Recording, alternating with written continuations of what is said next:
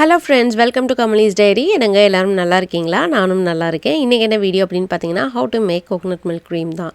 So ஏன்னா தரணி அப்படிங்கறவங்க comment பண்ணி கேட்டிருந்தாங்க. ஏன்னா நான் ஏற்கனவே ஒரு வீடியோல போட்ட மாஸ்க்ல வந்து உங்களுக்கு ரெசிபி வேணும்னா கேளுங்க அப்படினு சொல்லியிருந்தேன். அதனால கேட்டிருந்தாங்க. அதுக்கு வந்து இன்னைக்கு நம்ம வந்து ஒரு கோகனட் எடுத்துக்கிறோம். நீங்க shredded coconutாவும் எடுத்துக்கலாம் இல்லாட்டி இந்த மாதிரி half coconut இப்படியும் எடுத்துக்கலாம். shredded coconutல நிறைய milk வரும். சோ அந்த மாதிரி எடுத்துக்கலாம். ஏன்னா எல்லா டைமும் இங்க யுஎஸ்ல வந்து கோகனட் நல்லா கிடைக்கும்னு சொல்ல முடியாது. அதுக்கு முன்னாடி நம்ம இதோட பெனிஃபிட்ஸ்லாம் பார்க்கலாம். கோகனட் மில்க்ல அதிகப்படியான விட்டமின்ஸ் அண்ட் மினரல்ஸ் இருக்குது. இதில் பார்த்தீங்கன்னா பி விட்டமின்ஸ் அதிகமாக இருக்குது. அதே மாதிரி விட்டமின் சி அண்ட் ஈயும் இருக்குது. மினரல்ஸ் அதே மாதிரி ப்ரோட்டீன்ஸ் இந்த மாதிரி அதிகமாக இருக்குது. லாரிக் ஆசிட் இருக்குது இதில். ஸோ அது ரொம்பவே வந்து நம்மளோட ஹேரை நரிஷ் பண்ணும். அப்புறம் பார்த்திங்கன்னா நமக்கு ஹேரை வந்து டேமேஜ்லேருந்து ப்ரிவெண்ட் பண்ணும். அதே மாதிரி நம்மளோட ஸ்கேல்ப் வந்து ஃப்ளேக்கியாக இருந்ததுன்னு வச்சுக்கோங்களேன், அதை வந்து மாய்ஸ்சரைஸ் பண்ணி கரெக்டாக மெயின்டைன் பண்ணும்.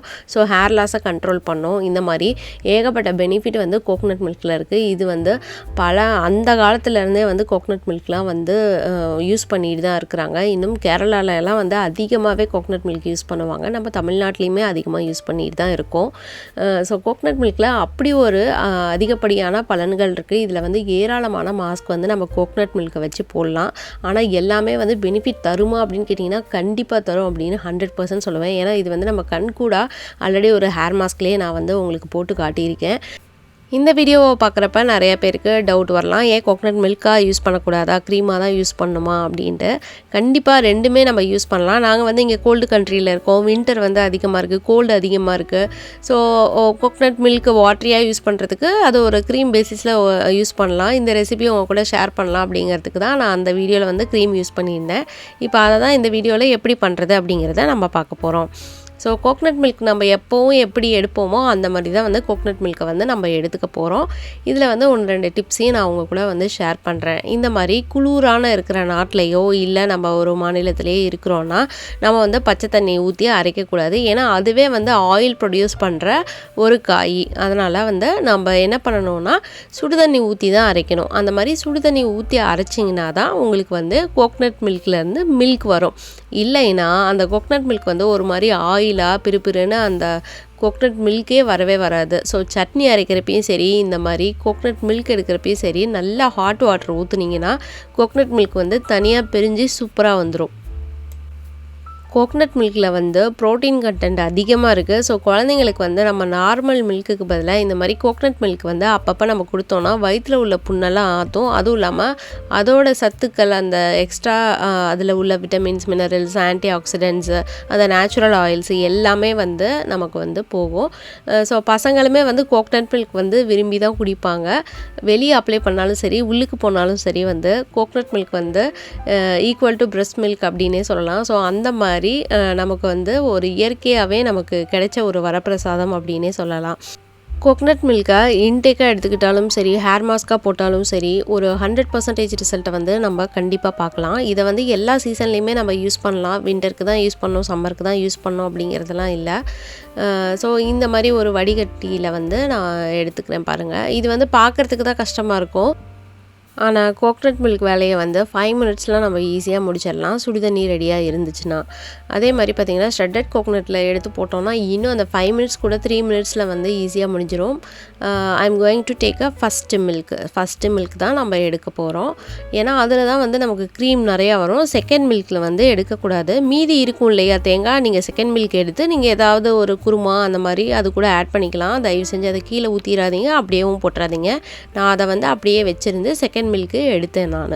ஸோ இந்த ஃபஸ்ட் மில்க்கை வந்து இந்த கிளாஸ் பவுலில் ஊற்றி வைக்கிறோம் இல்லையா, இந்த கிளாஸ் பவுலில் ஊற்றி வச்சுட்டு we have to keep it outside, not in the fridge.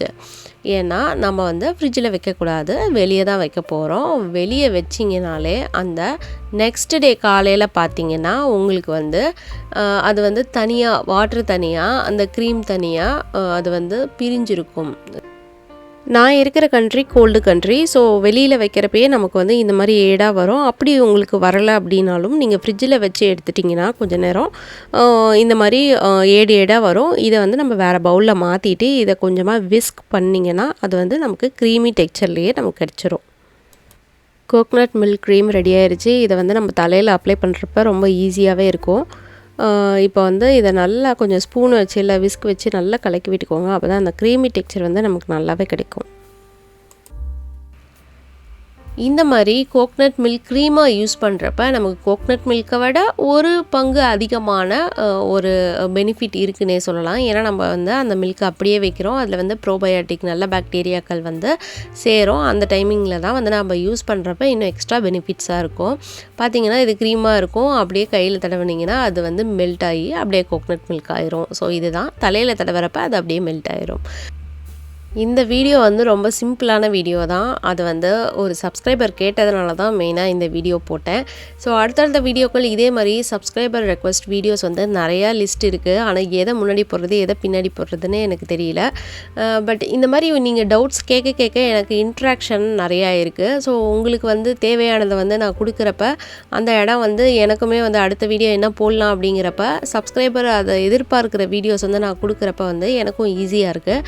So இந்த மாதிரி உங்களுக்கு தேவையான வீடியோஸ் என்ன வீடியோஸ் வேணுமோ அதை வந்து நீங்கள் கமெண்ட் செக்ஷனில் வந்து சொல்லுங்கள். ஸோ அதுக்கு ஏற்ற மாதிரி நான் என்னோடய வீடியோஸை வந்து 1 by 1 வந்து நான் கொடுக்குறேன்.